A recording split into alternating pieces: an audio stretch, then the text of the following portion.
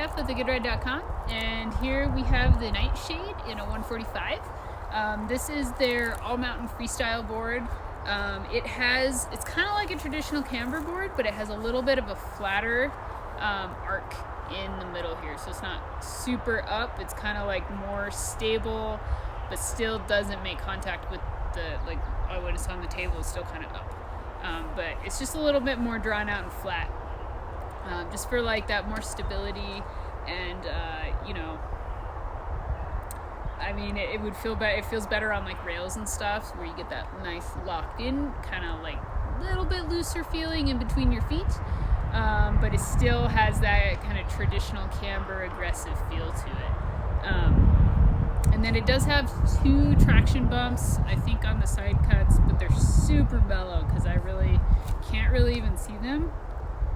Could maybe see that there's a tiny bit, maybe around here, and then another one maybe around there. But it's super mellow. But you do have the camber to help you with harder packed snow and ice, so you get pretty good contact points. It's semi-locked in when you're riding down or flat base or one-footed. It does feel very stable. It's not kind of like, it doesn't have that spin to it, so it's going to be pretty locked in. And it's got a pretty nice arc on the camber here until you get over here, so you're going to get a lot of pop from it, a lot of stability. It's kind of like a medium to stiff, and so I took this kind of all over the mountain. I really enjoyed it. It felt like it was just like, kind of felt like a camber board, but the little bit of a flat section here kind of made it fun on jibs. It's like aggressive enough to charge through the chunder and bumpy stuff. You could go right over it. You get a little bit of reaction from the board when you're going over, but it's not too bad. It was a lot more chargy than I thought it was going to be, actually.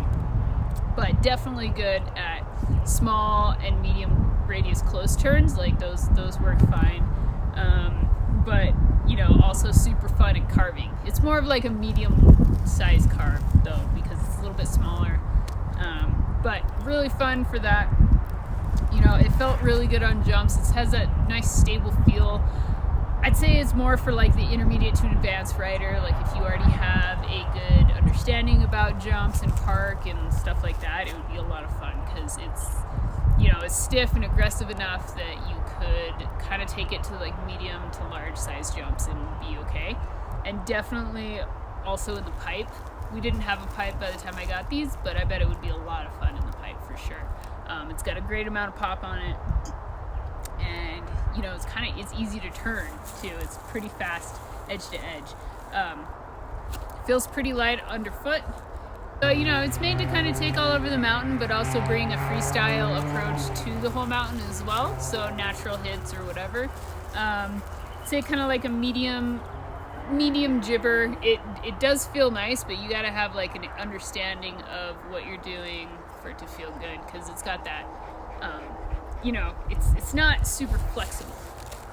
So not the beginner jibber, but definitely if you already have an understanding of it, it could feel good on jibs. It rides just as good switch as it does normal.